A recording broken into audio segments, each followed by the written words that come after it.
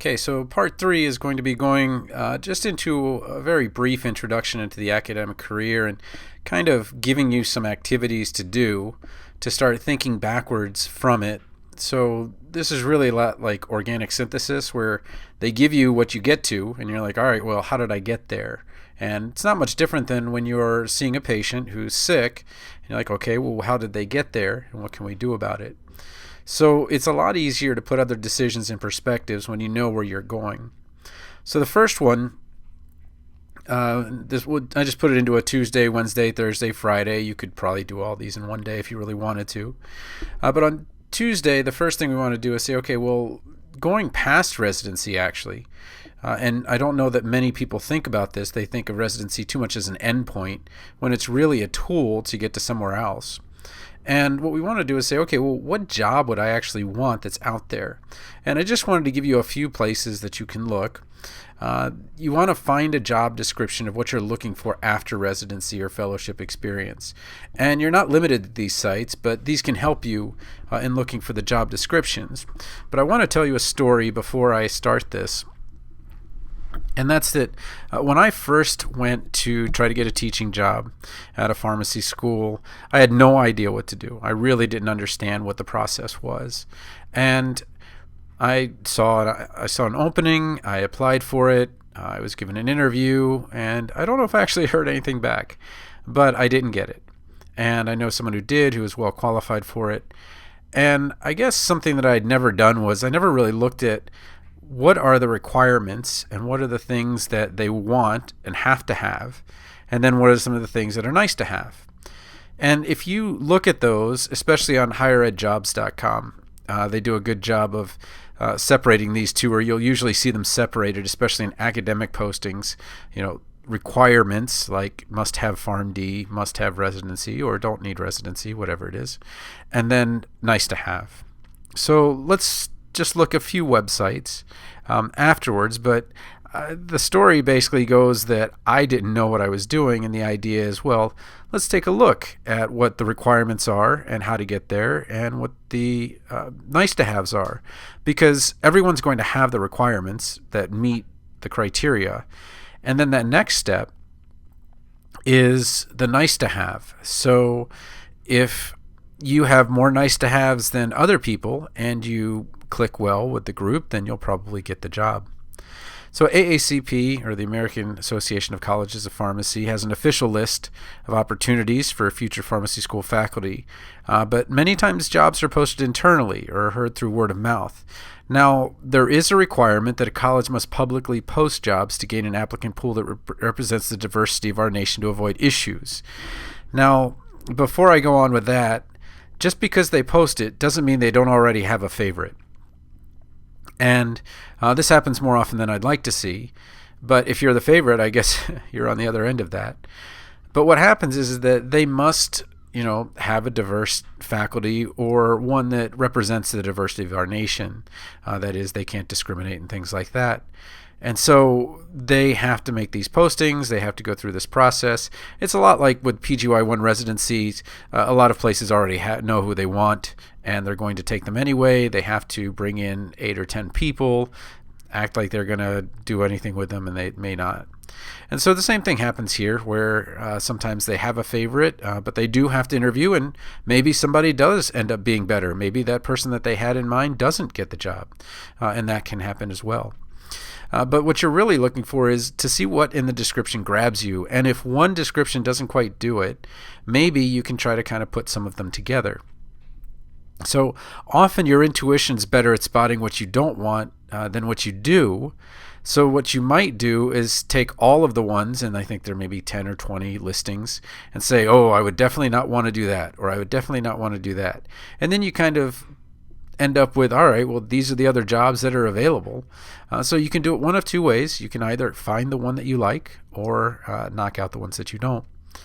HigherEdJobs.com is one of my favorite websites. I put the keyword pharmacist in there, but often there are jobs like mine that'll never say pharmacist. Rather, it's a skill set that allows you to get the job. So my job requires someone who has 18 graduate credits or more in chemistry, which I have from my Pharm.D.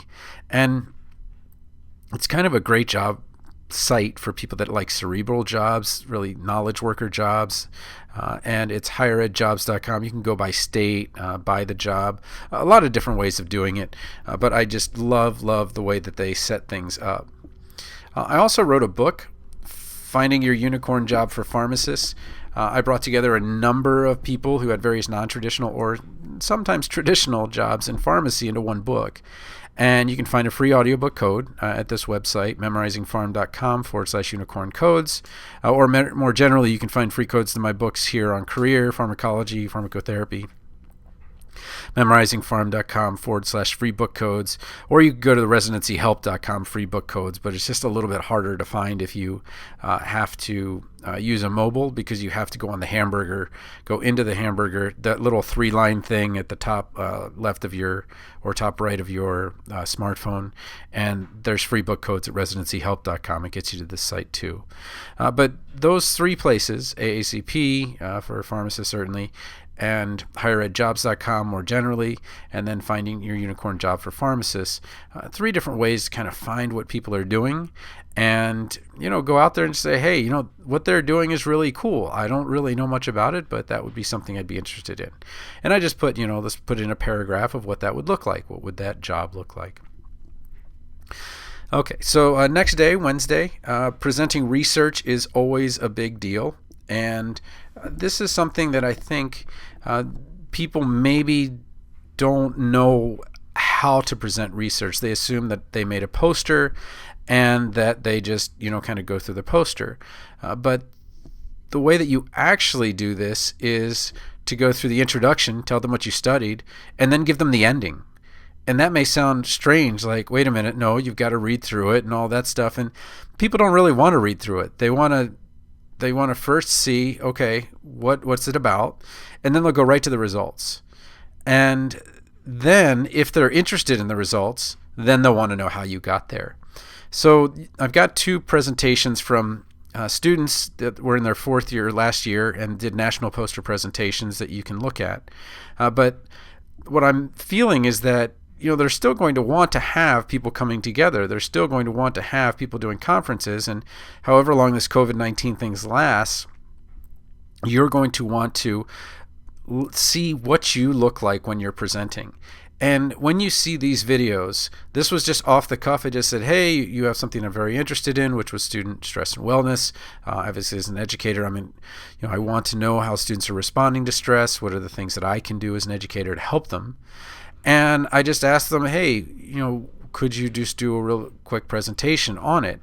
And you can see how comfortable they are with it, how they went through what they did briefly, and then got to it. And I think they're like 2 or 3 minutes. And that should be about how long. So kind of stay under that 4 minutes that YouTube likes when you're making your initial presentation.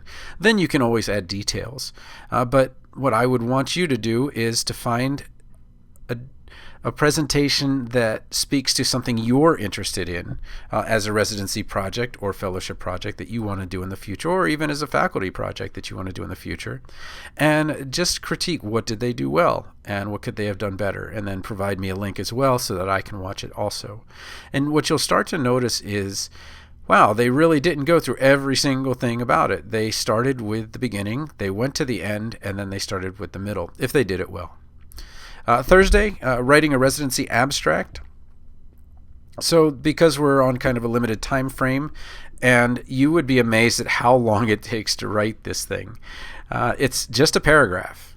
And you can either write your own paragraph or find a residency abstract that you feel is pretty good or has a lot to do with something that you're interested in. And what I want you to do is just kind of comment on it and say, okay, this is the abstract. They did a good job in, the introduction. They maybe not have done as great job as kind of explaining what was going on, but I was really excited about the results or something like that. But put in the residency abstract, your comments, and of course a link to which one that you've got. And then the 4th one, many people forget about this and think, oh, it's just kind of a fluffy thing to do to write a teaching philosophy. And what I want is just a paragraph, first of all. And just in your own words, what is it that you want your students to get out of your teaching? And I've given a link to someone who's done a very professional one, and I'll talk a little bit more about going a next step with that. But a teaching philosophy basically says, this is what I think about when I'm teaching, and how I kind of, where do I start from? And it's a very big picture thing. And what do I want my students to get out of it? And maybe you look to your old teachers, or maybe you look to the best teachers that you had and say, I want to be like this person. This person had this quality, and this quality. And again, we're just only doing a paragraph to start with, but this was a really, really great teaching philosophy from someone at the University of Iowa. But what I feel like is really important is that every time I teach, I prepare a presentation, I have what I would call more of a mantra than a teaching philosophy, which is a few words that say what you're all about in teaching that can remind you each time you get in front of an audience. And mine is teach in threes. So when possible, I like to set up lessons with 3 parts, whether it's beginning, middle, end, like a story. First, second, and third, like, I'm going to go over diuretics, calcium channel blockers, and renin-angiotensin-aldosterone system.